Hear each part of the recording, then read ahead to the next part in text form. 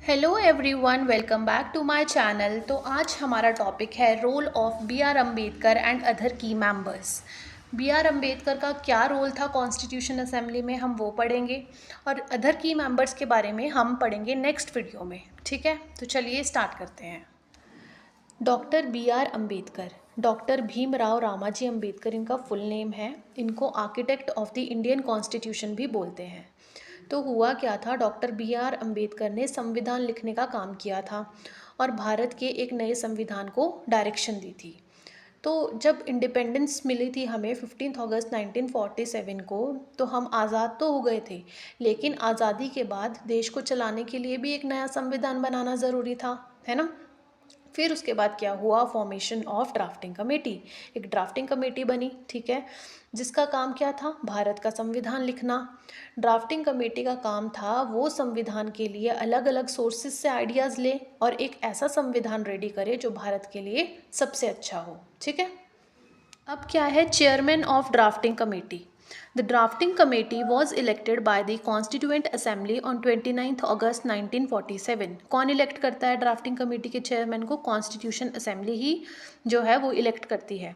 It elected doctor B R Ambedkar as its president. तो इन्होंने doctor Bhimrao Ramaji Ambedkar को प्रेसिडेंट बनाया। ठीक है, the constitution as prepared by the drafting committee was circulated on 21 फरवरी 1948। जो कॉन्स्टिट्यूशन ने प्रिपेयर की थी ना एक ड्राफ्टिंग कमेटी, एक रिटन कॉन्स्टिट्यूशन, उसको सर्कुलेट कब किया, 21 फरवरी 1948 को। ठीक है, this formed the basis of discussion in and outside the constitution assembly. तो जो है ये डिस्कशन का मुद्दा बन गया। ठीक है, द ड्राफ्टिंग कमेटी है 7 members apart from the chairman which are, drafting committee के 7 मेंबर्स है चेयरमैन के। Doctor B R Ambedkar as a chairman, उसके अलावा 7 मेंबर्स है वो है Alladi Krishnaswami Ayyar, D P Khaitan, N Madhava Rau, K M Munshi, T T Krishnamachari Congress से, सैयद मोहम्मद सदुल्लाह मुस्लिम लीग से और एन गोपाल स्वामी अयंगर। ठीक है, तो ये हैं 7 मेंबर्स। अब संविधान को रेडी होने में कितना टाइम लगा था, डॉक्टर बी आर अम्बेडकर के ड्राफ्टिंग कमेटी ने लगभग 2 साल 11 महीने और 18 दिन में संविधान लिखने का काम पूरा किया था। संविधान को 26 नवंबर 1949 को कॉन्स्टिट्यूशनल असेंबली द्वारा एक्सेप्ट किया गया। 26 जनवरी 1950 को संविधान जो है वो लागू हो गया था और इस दिन को हम रिपब्लिक डे के रूप में भी मनाते हैं। क्लियर है। नेक्स्ट है doctor B R Ambedkar, chairman of the drafting committee. इनके कुछ मेजर कॉन्ट्रीब्यूशंस को डिस्कस कर लेते हैं अब। ठीक है, सबसे पहले हैं chief architect of the constitution, advocate for social justice, champion of fundamental rights, economic and social reforms, directive principle of state policy, federal structure and governance. सबसे पहले है chief architect of the constitution. हम doctor B R Ambedkar को refer करते हैं as a chief architect of the constitution.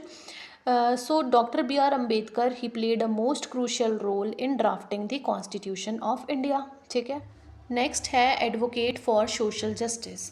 So he strongly focused on protecting the rights of Dalits and schedule caste. इसमें है कि जो डॉक्टर अंबेडकर है वो हमेशा समानता का पक्ष लिया उन्होंने, और संविधान के माध्यम से वो दलित और पिछड़े वर्ग और अन्य वर्ग के लोगों को समान अधिकार दिलाना चाहते थे ताकि समाज में जो है समानता बनी रहे।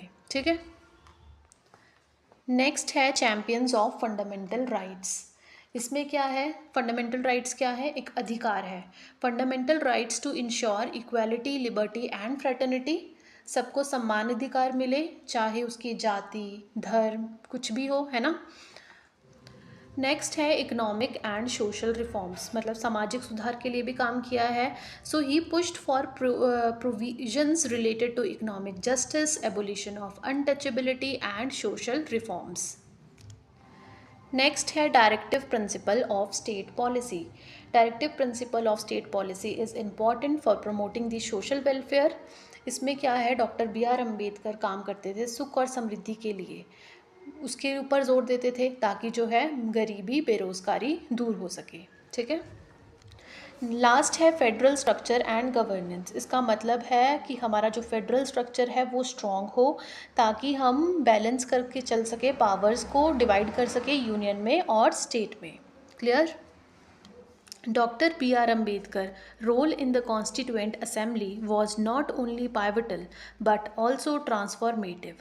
His vision for social justice, equality and liberty ensured that the Indian Constitution laid the foundation for a progressive and inclusive democracy. His work in drafting the Constitution continues to shape India's governance, promoting the values of human dignity, freedom and justice for all.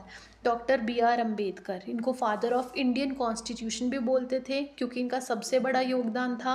Doctor B R Ambedkar ने एक ऐसा संविधान दिया जिसमें सभी नागरिकों को समान अधिकार, समानता और आज़ादी मिले। उन्होंने इस बात का ध्यान रखा कि देश एक स्ट्रॉन्ग डेमोक्रेसी बने और समाज के सभी वर्गों का विकास हो सके। ठीक है, क्लियर है? So that is all for the topic. अगर आपको वीडियो अच्छी लगे तो please don't forget to like, share और subscribe my channel. Thank you so much.